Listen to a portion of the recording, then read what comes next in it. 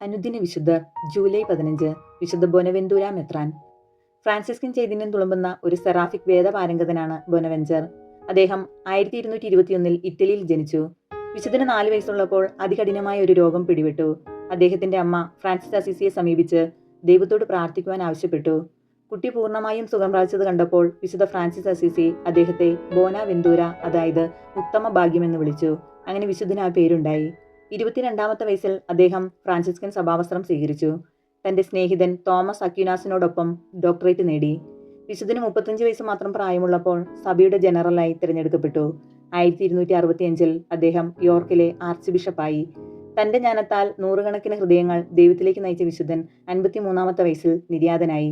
1482 സിക്സ്തൂസ് 4-ാമൻ മാർപ്പാപ്പ അദ്ദേഹത്തെ വിശുദ്ധനെന്നും 1588 സിക്സ്തൂസ് 5-ാമൻ മാർപ്പാപ്പ തിരുസഭയിലെ വേദപാരംഗതനെന്നും പ്രഖ്യാപിച്ചു.